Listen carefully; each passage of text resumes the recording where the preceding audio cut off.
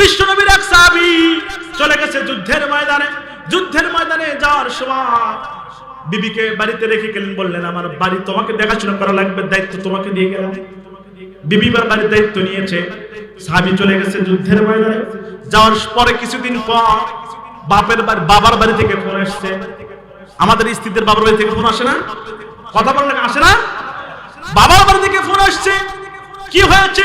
বলছে তোমার বাবা অসুস্থ মা, তুমি যদি সম্ভব হয় আমাকে একটু দেখে যাও। একটু চিৎকার মেরে বলেন না সুবহানাল্লাহ।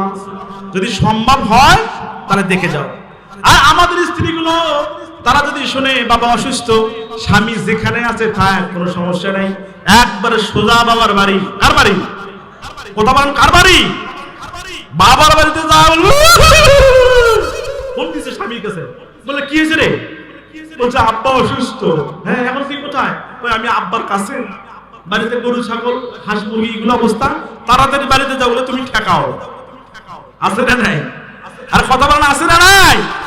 আমার ভাইরা, বাবা অসুস্থ, ফোন দিয়েছে সাহাবীর কাছে, বলছে তোমার বাবা অসুস্থ, তুমি আমাকে যদি সম্ভব হয় তাহলে দেখে যাও। এবার সাহাবিয়া বলছে আমার স্বামী তো আমাকে অর্ডার দিয়ে যায় নাই, তাহলে আমি এখন কি করি? সোজা চলে গেছে বিশ্বনবীর দরবারে। কোথায় গিয়েছে?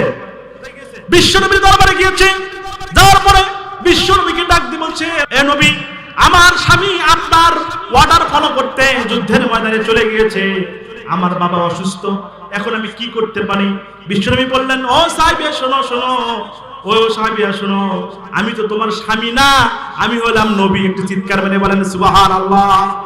একটু চিৎকার মেরে বলেন না সুবহানাল্লাহ। বললো আমি তো হচ্ছে নবী, আমি তো তোমার সাহাবী নয়। সুতরাং ওই সাহাবী অর্ডার না করা পর্যন্ত এমন যাওয়ার কোনো সম্ভব নয় যে তুমি তোমার বাবার বাড়িতে যেতে পারবে। জোরে বললেন সুবহানাল্লাহ। আমার ভাইরা, এবার সাহাবী জিজ্ঞেস করছে, হাবিব আমি তাহলে যাবো না?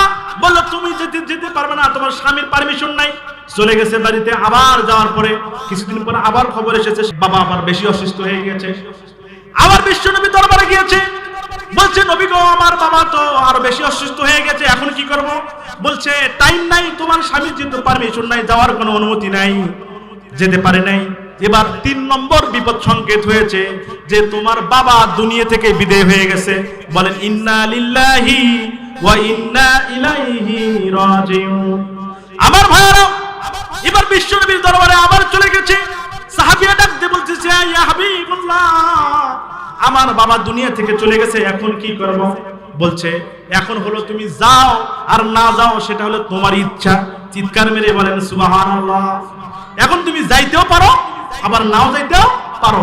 তবে সাহাবী শুনো, তুমি যদি এইরকম মানে তোমার স্বামীর কথা ফলো করতে যদি বাড়িতে থাকো আর যদি আল্লাহর কাছে দোয়া করো, আল্লাহ তাআলা তোমার দোয়া কবুল করে নিয়ে তোমার বাবার জায়গাটা জান্নাতে পৌঁছে দেবেন। চিৎকার মেরে বলেন সুবহানাল্লাহ।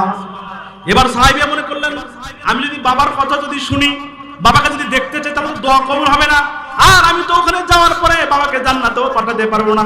গভীর রজনীতে আল্লাহর কাছে দুহাত তুলে আল্লাহর কাছে দুহাত পাঠাইছে, পাঠিয়ে বলছে রব্বুল আলামিন, আমি স্বামীর অর্ডার ফলো করার কারণে বিশ্ব নবীর কথা শুনে আমার বাবাকে আমি দেখতে চাই নাই, দুনিয়া থেকে বিদায় হয়ে গেছে। হায় আল্লাহ তাআলা, আমি তোমার কাছে দোয়া করি রব্বুল আলামিন মেহেরবানি করে আমার বাবার জায়গাটা জান্নাতুল ফেরদাউস নসিব করে দিও। চিৎকার করে বলেন সুবহানাল্লাহ। দোয়া করে ঘুমিয়ে গেছেন। হঠাৎ করে দেখেন তার বাবা উঠতে উঠতে তার সামনে এসে হাজির হয়ে গেছে। জিজ্ঞেস করছে, বাবা তুমি ভাবে জান্নাতের ভিতরে কিভাবে উঠতেছো? ডাকতে বলতেছে, মারে তোর দোয়া, আমার জায়গা তোর জাহান্নাম হয়েছিল, কিন্তু বিশ্বনবীর কথা শুনে তোর স্বামীর অনুগত্য স্বীকার করার কারণে তোর দোয়া কবুল করে নিয়ে আল্লাহ তাআলা জাহান্নাম থেকে বাঁচাইয়া আমাকে জান্নাতে দাখিল করেছেন। চিৎকার মেরে বলেন সুবহানাল্লাহ।